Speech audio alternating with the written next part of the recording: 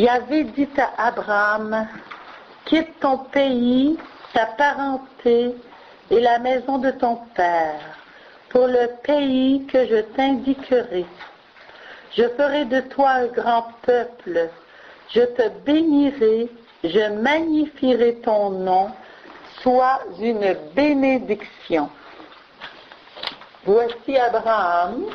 Nous croyons qu'Abraham est parti de Ur en Chaldée pour faire toute la Mésopotamie et venir ici en Canaan, que nous appelons Israël maintenant.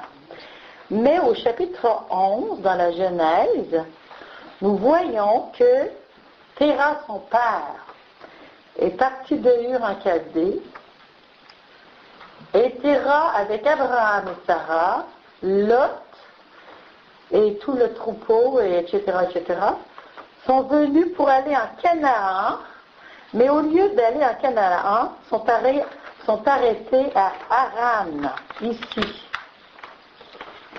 Haran, présentement, je crois que c'est la Turquie ou l'Irak. Donc, Abraham a été préparé par le Seigneur. Dans ce temps-là, il y avait des déplacements de population. Il y avait des troupeaux, des familles entières qui déménageaient.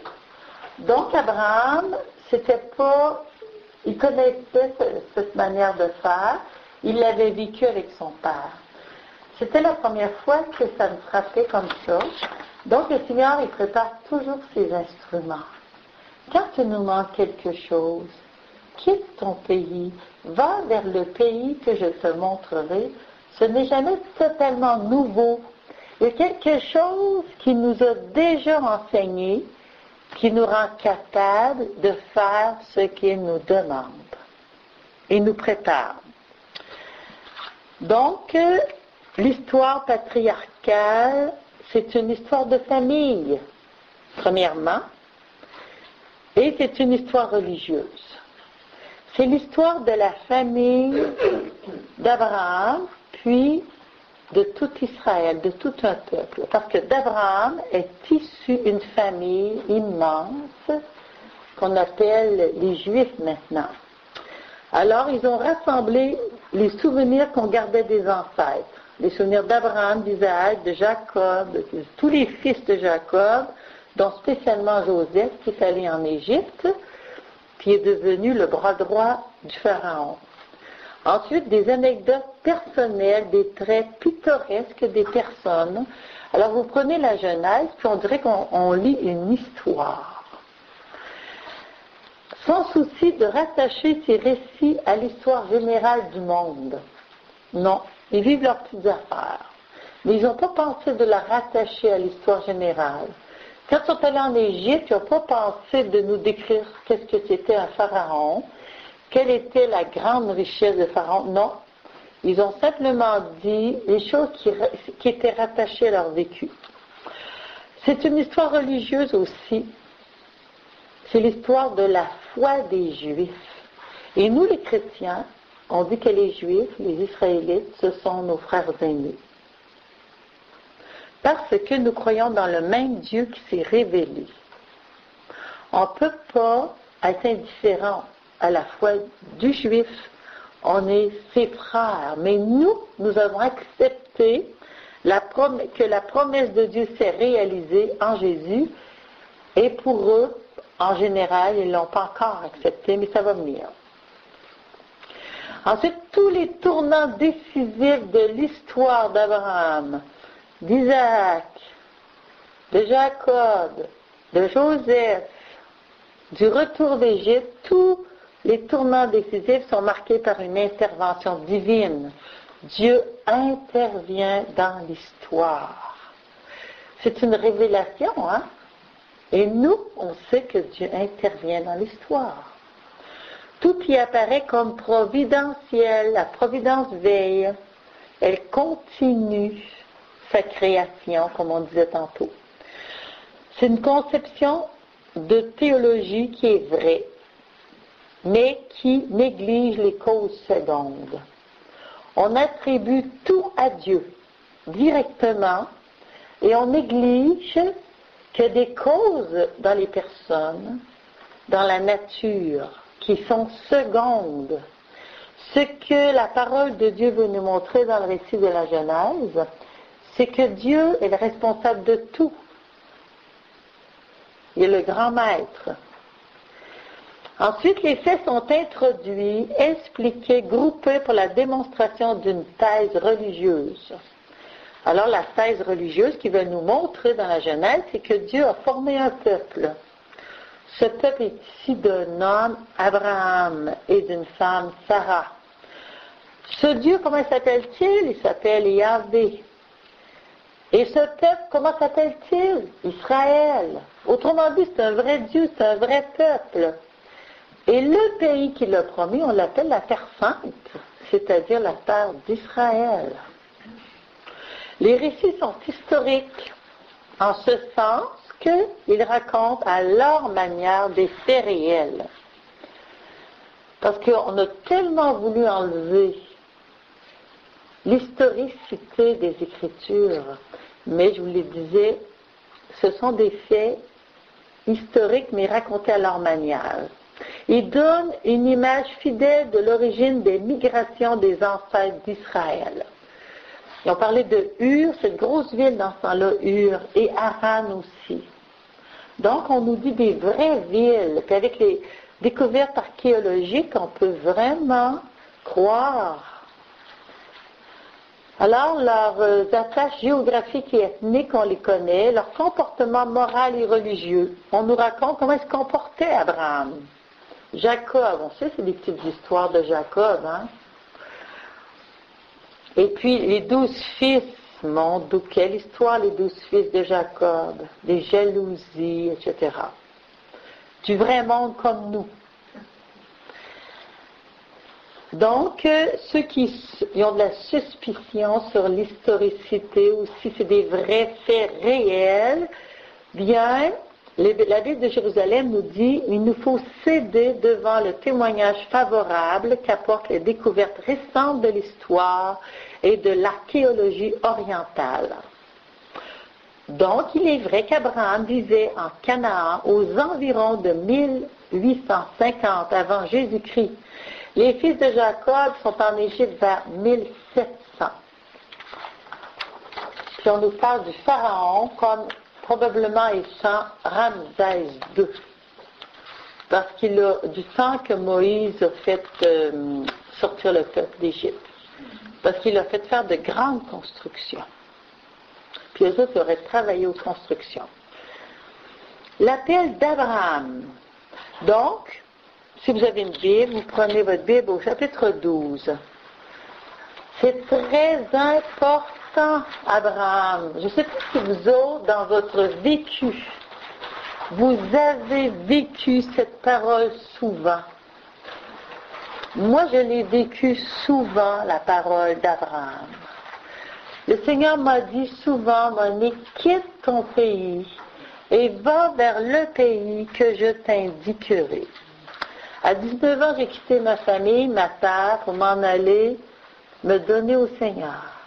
Après 3 ans et demi, c'est cette parole-là, dans un enseignement de Jean Vanier, qui m'a frappé en plein cœur. Va, quitte ton pays, va vers le pays que je t'indiquerai. Ça m'a frappé en plein cœur, mais je ne savais pas ce que le Seigneur voulait. Je ne m'attendais pas du tout à ça. Et quelques mois plus tard, j'avais quitté le monastère des Bénédictines. Et j'allais vers le pays qu'il allait me montrer, mais je ne l'avais pas encore trouvé. Donc, c'est ainsi ma vie, c'était de marcher dans la foi. De marcher dans la foi. Et il y a 3 ans et quelques mois, le Seigneur m'a dit encore, quitte ton pays, quitte la famille Myriam, et va vers le pays que je t'indiquerai. Et je marche encore dans la foi. C'est vraiment une marche dans la foi, d'écouter la parole, puis les signes, et je marche, parce que c'est le Seigneur qui me dit de quitter, c'est le Seigneur qui est avec moi, et c'est le Seigneur qui m'indique le pays au fur et à mesure. Nous allons quelque part. Là, nous, on sait qu'on s'en va vers le ciel, hein? C'est le pays qui nous indique, mais on a des pas à faire dans la foi. Donc l'appel de Dieu, c'est une réalité pour tous, et pour tous, ça demande du détachement et un arrachement. Le mariage, ça ne vous demande pas du détachement puis un arrachement? Rien que de quitter sa famille. Des fois, la femme ou le mari doivent quitter aussi leur place. Et ça nous demande du détachement du père et de la mère, de notre famille. La promesse, qu'est-ce que le Seigneur promet? Toi, fais ça, c'est la partie de ton contrat. Quitte, va, marche.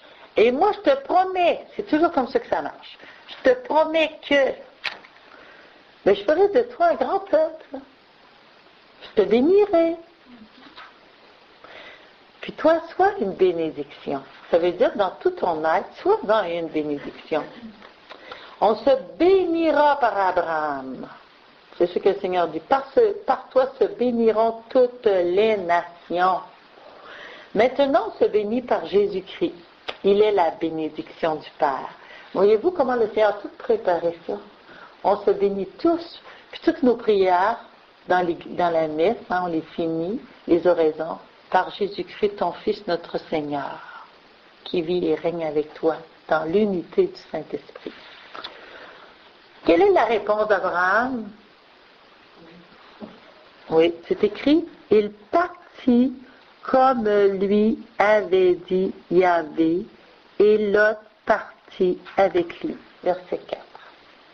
Il a obéi. Il faut toujours penser que c'est pas facile.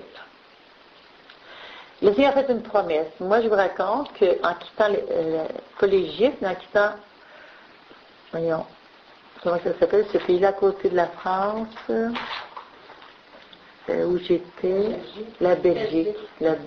En quittant la Belgique, j'ai pris l'avion, me suis retrouvée sur le bord de la mer en attendant quelqu'un. On s'en allait vers Medjugorje. La Vierge Marie m'a invitée dans son pays avant que j'arrive au Canada. Puis j'étais toute seule dans l'hôtel. Ça faisait quelque chose. Hein. Je quittais la famille Myriam. J'étais toute seule dans un hôtel. Et puis quelqu'un m'avait donné une petite enveloppe. Puis dans la petite enveloppe, il y avait une parole. Je la prends. Ça dit « Je serai toujours avec toi partout où tu iras. » Vous ne pouvez pas savoir l'effet que ça m'a fait. C'est extraordinaire. C'est comme ça, quand il nous appelle, il nous appelle à aller plus loin. Puis la deuxième chose qui était extraordinaire, je vous le raconte parce que dans chacune de nos vies, il y a des choses comme ça qui se passent.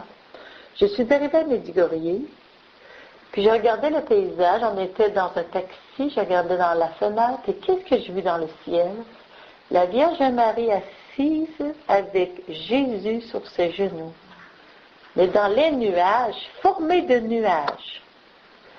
La Vierge parfaitement bien formée de nuages, avec l'enfant Jésus roi, puis elle reine. Elle m'accueillait à Medjugorje. C'était des grands signes pour moi parce que c'est insécurisant. Je perdais une grande sécurité en quittant la famille Myriam. J'étais quand même assez âgée, comme Sarah puis Abraham. Et je m'en allais dans la pauvreté, comme dans le vide. C'est pas vide parce que je m'appuie sur la parole de Dieu, sur l'appel de Dieu, et je marche dans la foi. Alors, je vous dis cet exemple-là parce que c'est vraiment Abraham. Et quand Jésus est arrivé puis a appelé Pierre sur le bord du lac de Tibériade, et Pierre le suivit, il a quitté sa barque, ses filets. Puis après ça, il reprenait sa barque, ses filets avec Jésus. Puis une bonne fois, Jésus dit, avance au large, lâche tes filets. Pierre, là, humainement parlant, il n'aurait pas fait ça parce qu'il avait déjà péché. Mais il dit, sur ta parole, je vais lâcher les filets. Donc, nous autres, il faut savoir que c'est sur la parole de Dieu que nous avançons. Et c'est ça qu'Abraham a vécu, qui est sur la parole de Dieu. Saint-Antoine, Saint-Benoît, c'est sur la parole de Dieu. Le Seigneur dit, si tu veux être parfait, quitte. Et aux deux, il a donné la même parole. Témoignage de Shaila, c'est une femme qui avait une maladie psychiatrique, qui a fait une grande dépression à cause d'une blessure avec son père quand son père est décédé. Elle s'est retrouvée en hôpital psychiatrique. Et puis après 3 semaines, le Seigneur a dit, suis-moi. Où est-ce qu'on va? On s'en va à la maison. J'ai peur, je sais. Suis-moi. Je ne veux pas y aller. Suis-moi. Donc elle a suivi le Seigneur. Et le Seigneur était sa sécurité. Puis le Seigneur a fait par elle de grandes merveilles. Il l'emmenait un peu partout témoigner devant des femmes, des centaines et des centaines de femmes dans le monde.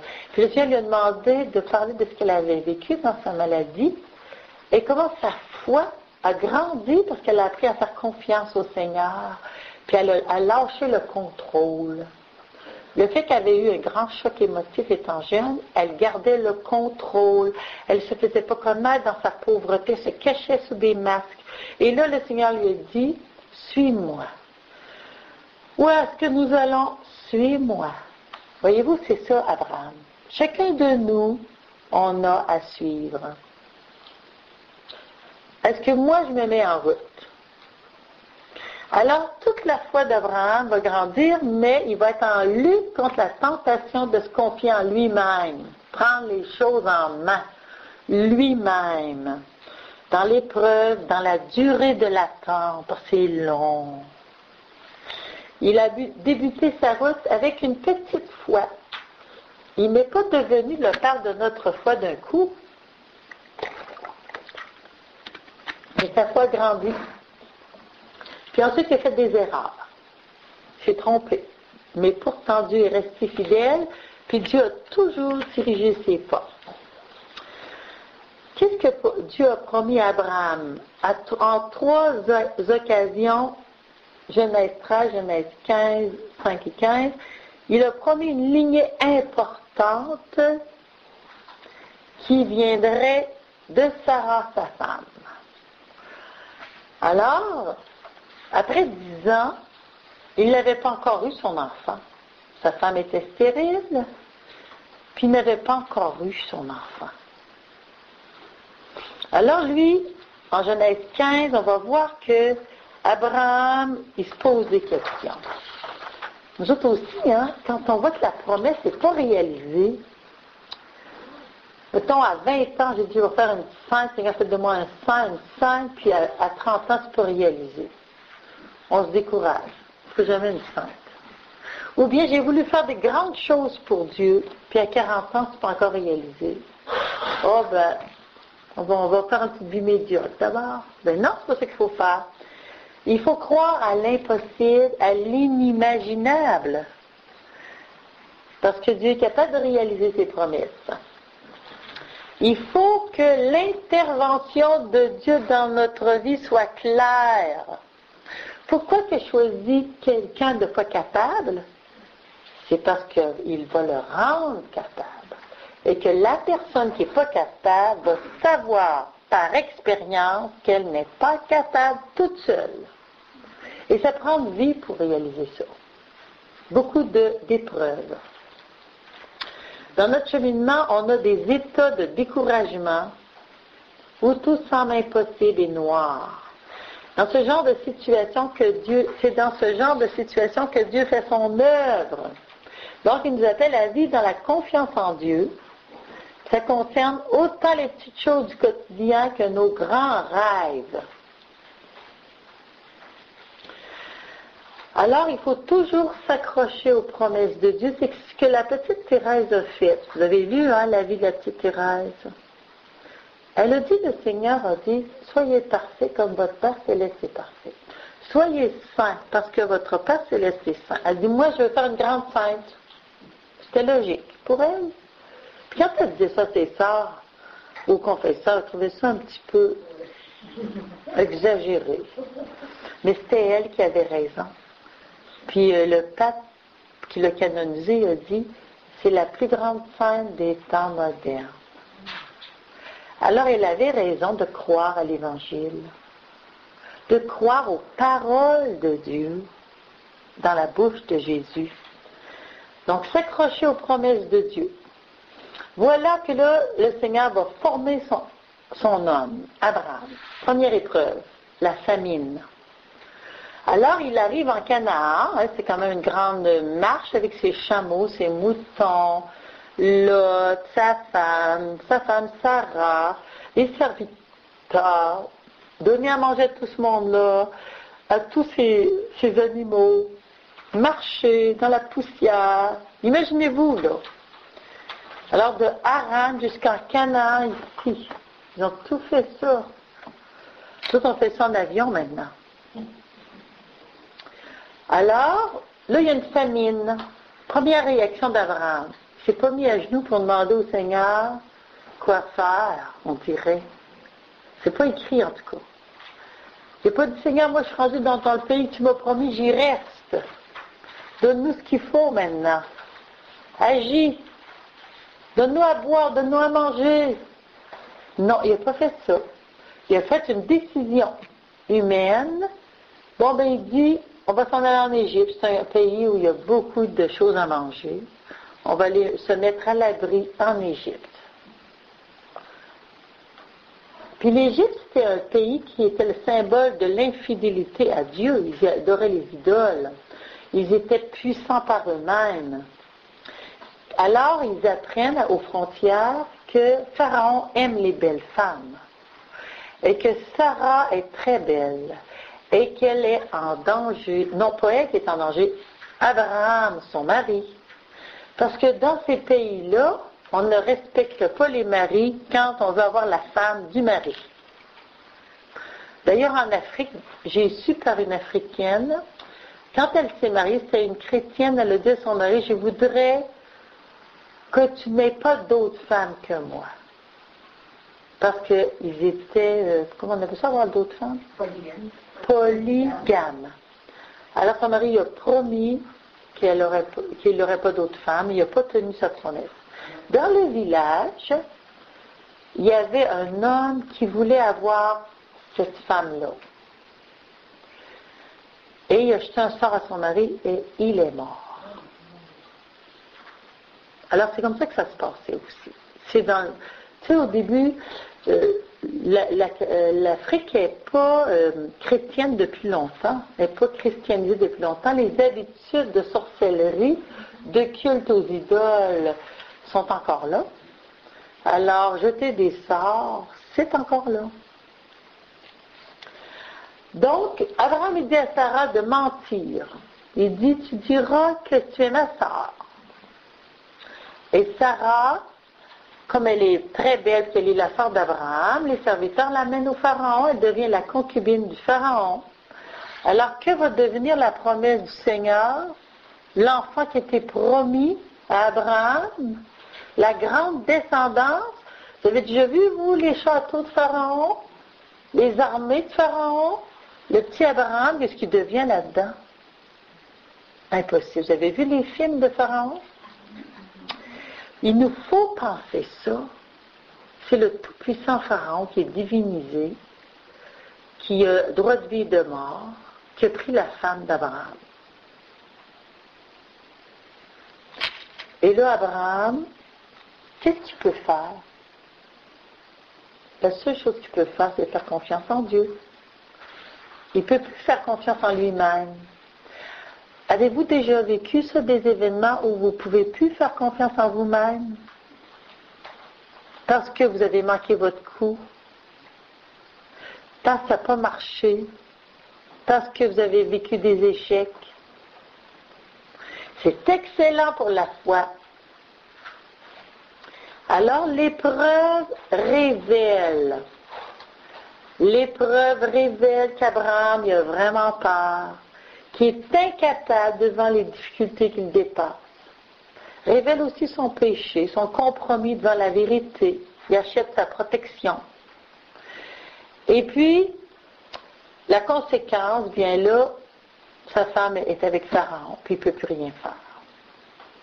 Mais le Seigneur est fidèle. Il faut toujours compter sur le Seigneur qui est fidèle, même quand on a fait des gaffes.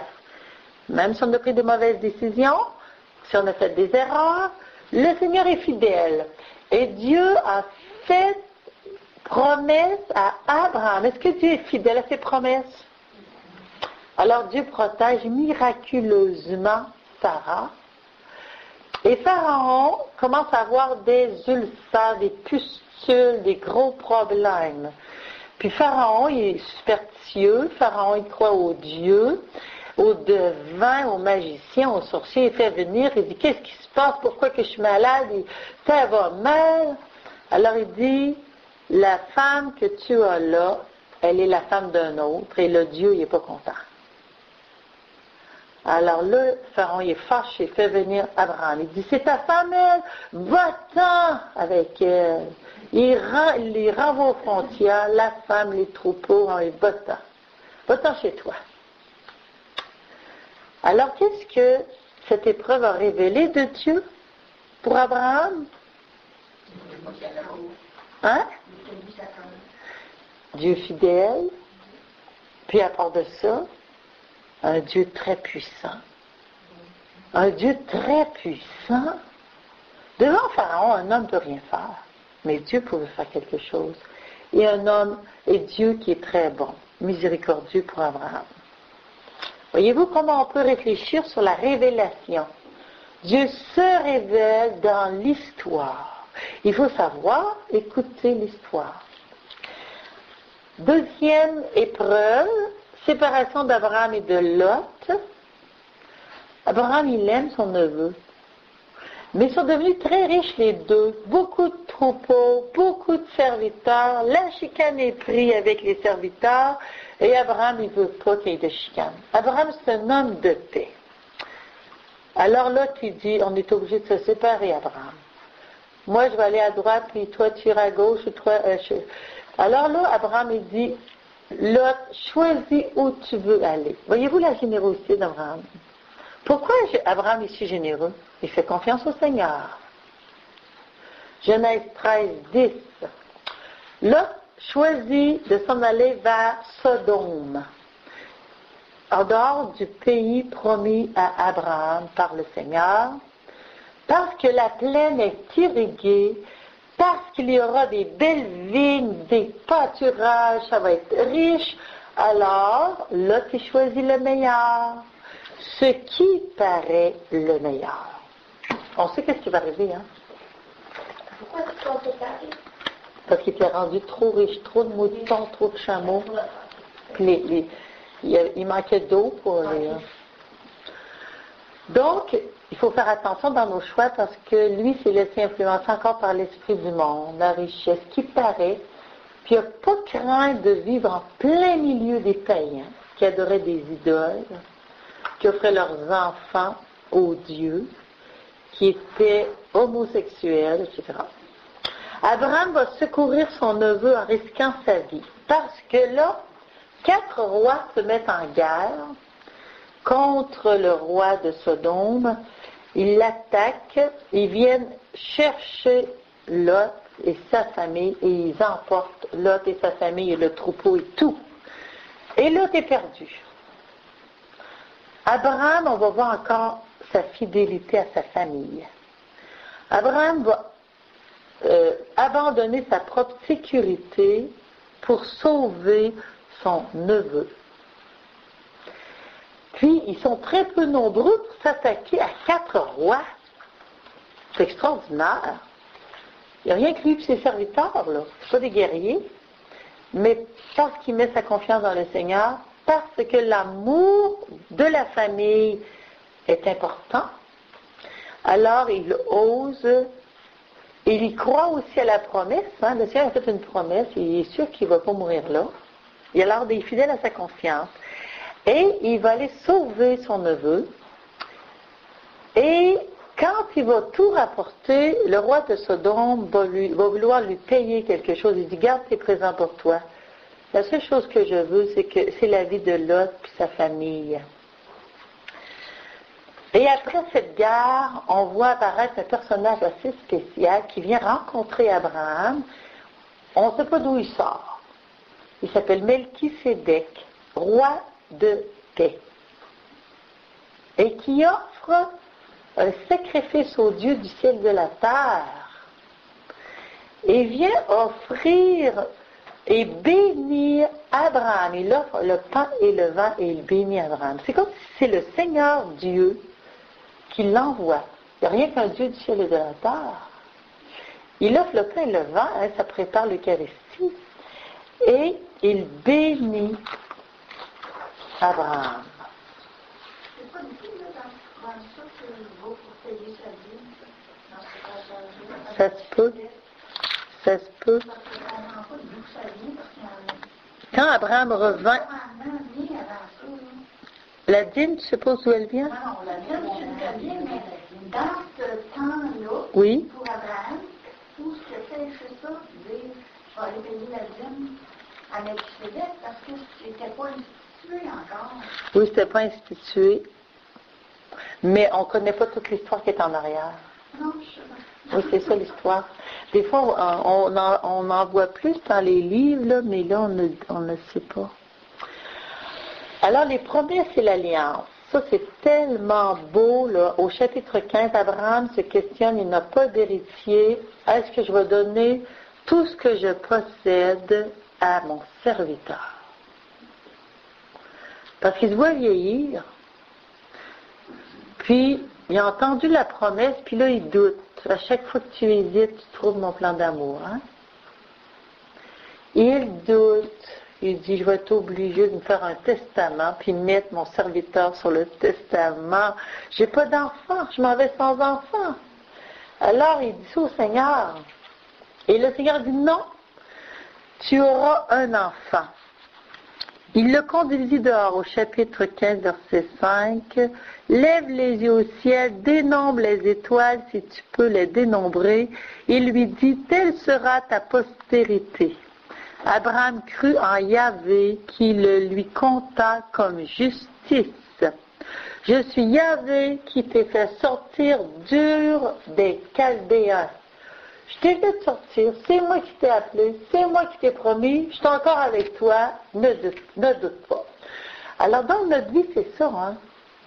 Pas à pas, jour après jour, année après année, croire à la promesse de Dieu.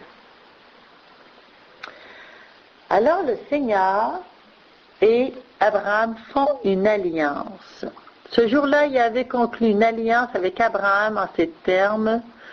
À ta postérité, je donne ce pays. Abraham répondit, mon Seigneur, à quoi saurais-je que je posséderai? Alors c'est ça, c'est le Seigneur qui dit, va me chercher des génisses, va me chercher des animaux, pour on va faire une alliance, comme les hommes font dans ce temps-là. Alors, il y avait deux types d'alliances, une nation puissante avec une plus faible, ou bien une alliance d'un roi avec son sujet. Comment il la faisait, cette alliance? On coupait des animaux en deux. Mettons, tu as un veau, tu le coupes en deux. Un pigeon, coupe en deux. Une brebis, coupe en deux. Puis là, il mettait les deux parties des deux côtés, puis laissait un chemin entre les deux. Et qu'est-ce qu'il devait faire? Les deux contractants passaient au milieu des animaux coupés en deux. Et la conséquence de l'infidélité, s'il y avait infidélité, si vous brisez cette alliance, puissiez-vous être déchirés en deux comme ces animaux. C'est ça que ça voulait dire. Alors c'est sérieux l'alliance. On a fait une alliance à la vie et à la mort. On risque notre vie si on n'est pas fidèle. Alors, Abraham fait sa partie. Il prend les animaux, il les prépare, il coupe. Puis toute la journée, il lutte parce que les vautours veulent manger ces animaux. Il arrive le soir, il est saisi d'une terreur, d'une torpeur, il est fatigué, il fait noir, c'est obscur. Il faut toujours qu'il lutte. Et voilà que Dieu arrive. Avec comme une fournaise et une torche de feu, il passe entre les animaux. Et la nuit est illuminée. Écoutez, qu'est-ce que ça veut dire? Est-ce qu'Abraham est passé entre les animaux? Il n'est pas écrit qu'Abraham est passé entre les animaux. Ce qui veut dire que Dieu dit, je préférerais être déchiré en deux plutôt que de rompre mon alliance avec Abraham et sa descendance. Et deuxièmement, c'est une alliance à sens unique. Elle dépend entièrement de Dieu pour son accomplissement. C'est-à-dire, Abraham, tu peux te tromper, tu peux faillir, mais moi je ne t'abandonnerai jamais. Ça ne dépend pas de ton habileté, de ta perfection, de tes bons réflexes, de tes bonnes décisions, mais de ta confiance. Il faut faire confiance, aimer, suivre jusqu'au bout. Alors, qu'est-ce que ça veut dire pour nous chrétiens? Qui a fait les frais de l'alliance pour nous les chrétiens? C'est Jésus. Et c'est à sens unique. C'est lui qui est passé seul et c'est lui qui était déchiré en deux. Parce que nous, on est infidèles. Mais lui a payé le prix de notre infidélité. Il a pris sur lui toute la malédiction de la foi.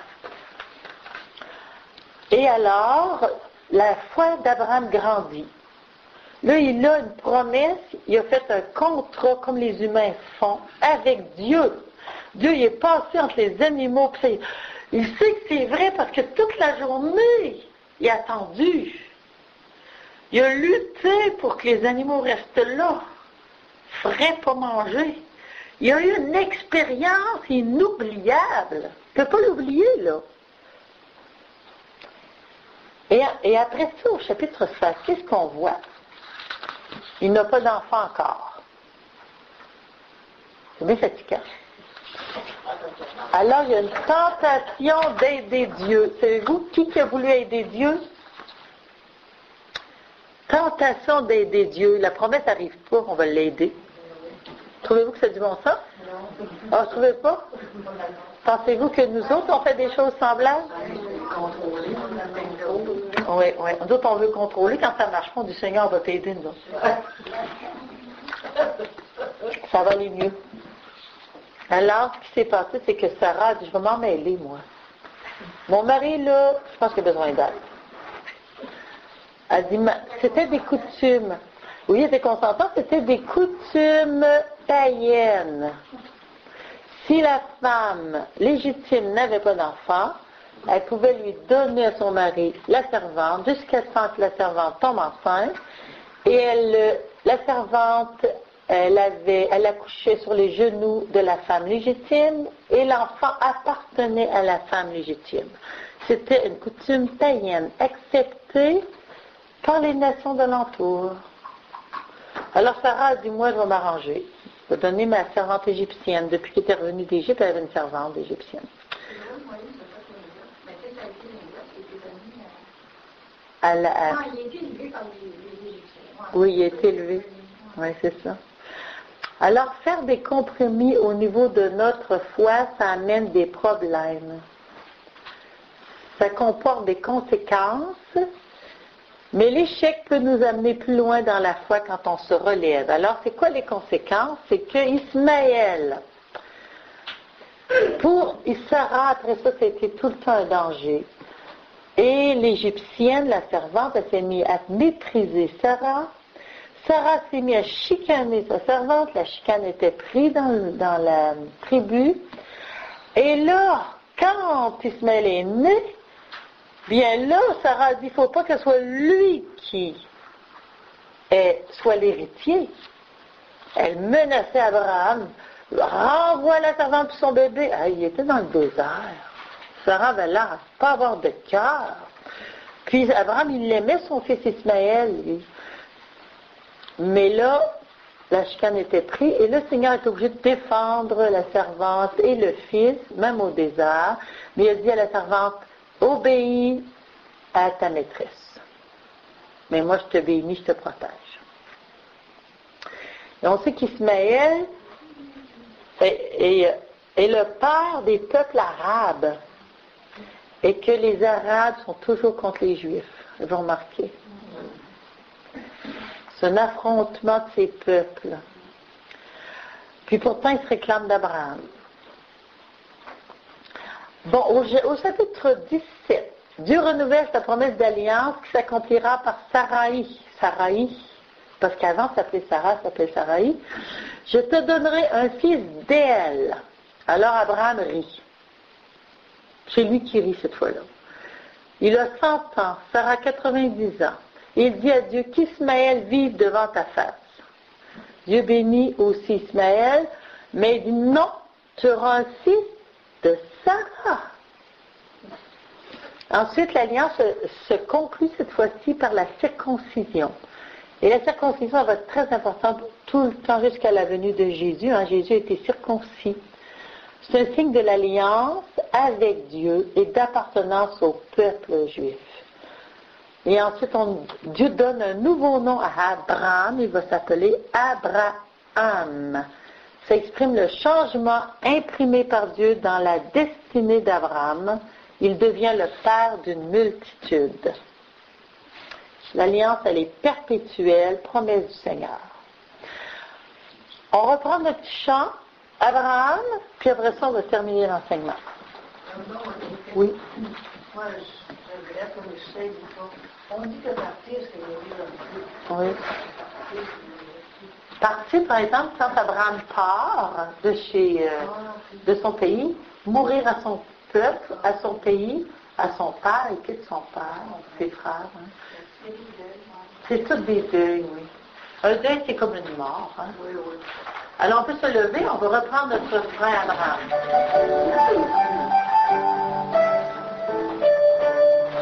On dit que partir, c'est mourir un peu. Partir, c'est mourir un peu. Mais s'en aller pour chercher Dieu, c'est trouver la vie. Partir, c'est mourir un peu. Partir, c'est mourir un peu. Mais s'en aller pour chercher Dieu, c'est trouver la vie. Chercheur de Dieu, ton cœur est fait insatisfait. Tout autour de toi, c'est éternel ténor qu'on adorait. Sacrifier sa vie, c'est le droit ou de continuer en et en chant. C'était pas la peine que tu entendais au fond de ton cœur. On dit que partir, c'est mourir un peu.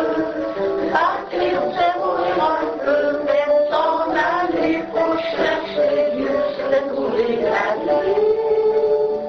Partir, c'est mourir un peu. Partir, c'est mourir un peu. Mais s'en aller pour chercher Dieu, c'est trouver la vie. Une autre grande merveille dans la vie d'Abraham, où Dieu se révèle, c'est le repas avec les 3 anges. Vous connaissez dans la tradition russe la belle icône de la Trinité? Oui. L'icône de la Trinité, c'est 3 anges peints par Oublev. Et ces 3 anges, pour la chrétienté russe, représentent la Trinité. Tandis que chez les protestants, je lisais un livre, alors eux autres, ils ont vu 2 anges et le Christ comme personnage qui représente Dieu. Donc Dieu vient s'asseoir avec un homme et sa femme aux chaînes de Mambré. C'est extraordinaire. Chapitre 18 de la Genèse. Dieu vient prendre un repas parce qu'Abraham accueille d'une façon extraordinaire. Il se prosterne. Et il dit, je vais rester à manger. Il fait tuer, je pense que c'est un veau. Il demande à Sarah fait des galettes. L'hospitalité de ces peuples est extraordinaire. Et Abraham est un vrai homme de ce peuple. Et Dieu, à travers les 3 anges, vient prendre un repas avec son ami. On dit que dans l'Ancien Testament, Abraham est le seul qui soit appelé ami de Dieu. 2 Chroniques 27.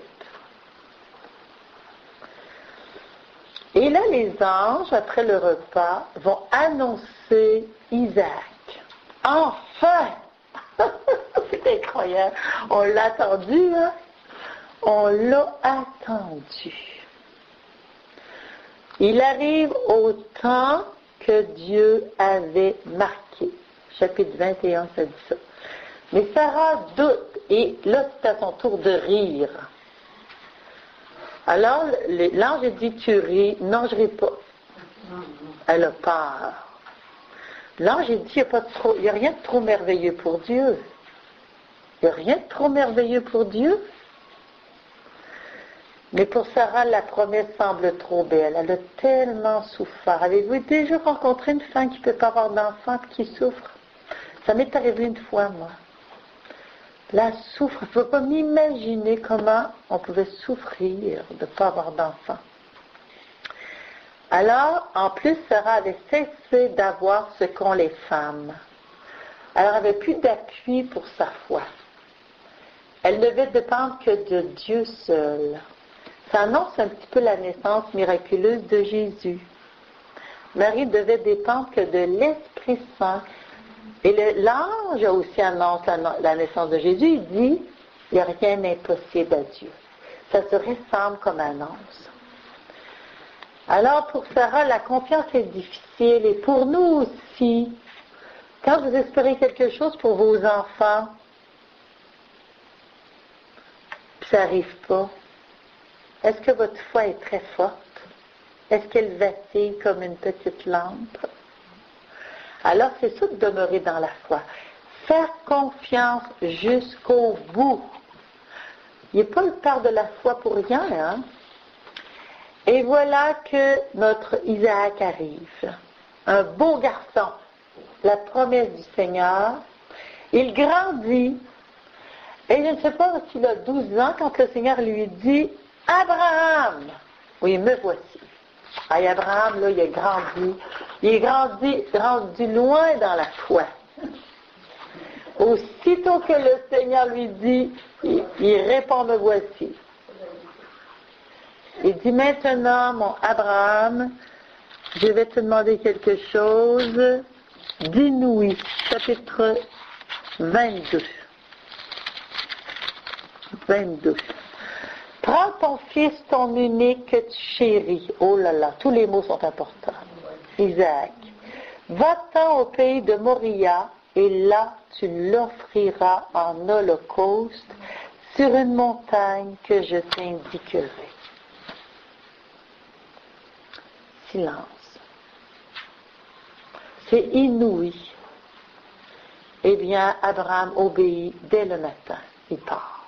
Tôt le matin. Il cherche son fils du bois, il apporte le feu, le couteau. Puis là, son fils, il dit, où est l'agneau? Il dit, Dieu va s'en charger. Puis il dit aux autres qui restent en bas de la montagne, il dit, nous reviendrons. Il a bien dit, nous. Nous reviendrons. Qu'est-ce que ça veut dire? Saint Paul interprète dans la lettre aux Romains que Abraham avait tellement la foi qu'il était sûr que Dieu pouvait ressusciter son fils. Moi, je n'avais jamais vu ça avant, il y a un an. Parce qu'on interprète l'Écriture par l'Écriture. Hein? Alors, la foi d'Abraham était rendue tellement sûre que Dieu m'a promis, puis il a toujours été fidèle. Ça fait longtemps que je vis avec Dieu, là. Il a toujours été fidèle à sa promesse, puis il m'a promis que les étoiles, là, ma descendance serait plus grande que les étoiles, que le sable au bord de la mer. Alors, il me demande d'immoler mon fils. Je l'immole. Il fait un pas un après l'autre vers la montagne, et Dieu attend le sacrifice total d'Abraham avant d'agir. Au moment où la main d'Abraham est prête à tuer son fils, l'ange lui retient la main. Dieu dit, arrête. Ça vous est déjà arrivé que Dieu vous demande d'aller jusqu'au bout du don comme ça, dans votre vie? Il a travaillé votre don, là, il l'a travaillé, là, jusqu'à temps que vous lâchez vraiment prise, puis que là, vous dites, c'est correct, Seigneur, je te donne tout. J'accepte, Seigneur. J'accepte jusqu'au bout, j'accepte jusqu'à la fin, j'accepte de tout perdre, j'accepte, je te donne tout. Ça vous est déjà arrivé? Le Seigneur peut nous faire vivre ça, vous savez, dans la vie. Et là, le Seigneur, il dit une parole extraordinaire. Ne mets pas la main sur l'enfant, ne lui fais aucun mal. Je sais maintenant que tu crains Dieu. Tu ne m'as pas refusé ton Fils, ton unique. C'est ça, aimer le Seigneur. Quand on dit qu'on aime Dieu, là, puis qu'on n'est pas prêt à faire ça, on ne l'aime pas encore. Il dit là, je sais que tu crains Dieu, tu ne m'as pas refusé ton Fils, ton unique. Dans les couples, des fois, vous dites, choisis, hein? Vous dites, choisis entre ta bouteille puis moi. Choisis entre ton auto puis moi. Choisis entre ta mère puis moi. On entend ça des fois. Entre ton travail et moi. Oui, entre ton travail et moi. Choisis. Alors après, il y a un bélier qui est pris dans le buisson d'épines. Et là, Abraham le voit. Il avait bien dit à son fils, Dieu, il pourvoira mon fils. Et ce bélier symbolise Jésus. C'est l'agneau de Dieu qui enlève le péché du monde. C'est lui que le Père va nous donner. Il n'a pas refusé son propre Fils pour nous tous. Voilà comment on peut voir que Dieu nous aime. Dieu a vu en Abraham qu'il l'aimait, puis nous autres, on peut voir à travers le don qu'il nous fait de son Fils qu'il nous aime. Il n'y a pas de plus grand amour que cet amour que de donner son Fils unique. Mais le Fils en question, c'est spécial. C'est par son père. Oui, mais vous savez que dans ces nations-là, ils étaient formés à offrir des agneaux, puis les plus beaux agneaux du troupeau pour leur Dieu. Puis les nations païennes, eux autres, ils offraient leurs enfants. Ah, pour le vrai? Pour de vrai, tu vois ça partout dans la Bible, les sacrifices à Baal. Puis même, on va revenir là-dessus, là, dans l'histoire, qu'à un moment donné, il y a des Juifs qui vont commencer à offrir leurs enfants à Dieu. Mais ils les offrent à Baal, ils les offrent pas à Yahvé. Dieu ne veut rien savoir du tout. Donc, ils connaissent ces habitudes, ces cultes religieux. Pourquoi toute épreuve est destinée à nous révéler quelque chose sur nous-mêmes que nous ne connaissions pas? Toute épreuve est souvent nous révéler quelque chose sur Dieu que nous ne connaissons pas assez avec notre cœur. Alors c'est souvent dans l'épreuve qu'on approfondit notre foi. Alors, je vais vous poser des questions. L'épreuve m'oblige à répondre à des questions. Premièrement, je dis que je fais confiance à Dieu, mais est-ce que je le fais? Je le dis, mais est-ce que je le fais? Je dis que Dieu a le contrôle sur ma vie, mais est-ce que je lâche prise? Je dis que Dieu est mon libérateur, mais est-ce que je lui permets de me faire justice? Je dis que Dieu est mon défenseur, mais est-ce que je continue à vouloir me défendre moi-même?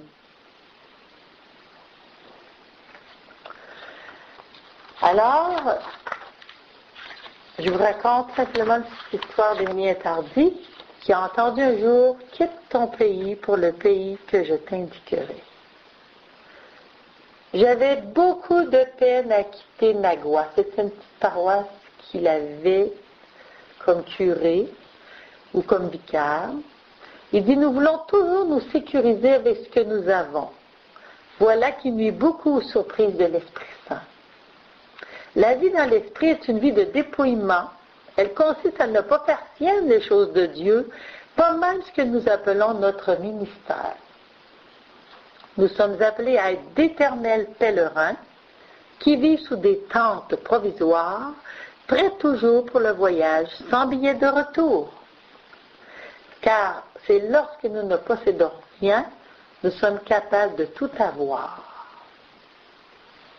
Ça, c'est Émilien. Il a été dit à Abraham, il n'y a rien de trop merveilleux pour le Seigneur. Alors le prêtre, remplacé par Émilien, lui dit, tu peux faire un groupe de prière dans ma paroisse, mais sans charisme. Émilien a dit, c'est pour moi qui les donne, les charismes. On me dit, dans ce cas-là, fais ce que tu veux. Il venait remplacer un prêtre dans une autre paroisse, loin dans la montagne. Puis il dit, pendant que je le remplace, je vais faire un petit groupe de prière, tout simplement. Alors, à la première rencontre qu'il a faite, les gens, remplis de foi, amènent un homme ayant la colonne brisée. Il ne marchait pas depuis 5 ans et demi. Émilien pensait qu'ils étaient trop audacieux. Ils ont prié, l'homme s'est mis à trembler et il y a eu une grande chaleur dans son corps. Alors je lui ai dit, Jésus te guérit. Moi aussi j'avais senti une chaleur. Lève-toi et marche. Il s'est levé avec peine et a marché. Ce premier miracle a amené un grand concours de gens. Alors plein de monde sont venus le lendemain et le surlendemain et la semaine d'après. Et quand le curé est arrivé, sa paroisse était envahie. Les journalistes étaient là, les évêques s'en étaient mêlés. C'était devenu une affaire incroyable. Il n'y a rien de trop beau pour le Seigneur quand on accepte de quitter notre pays et d'aller vers le pays qu'il va nous montrer.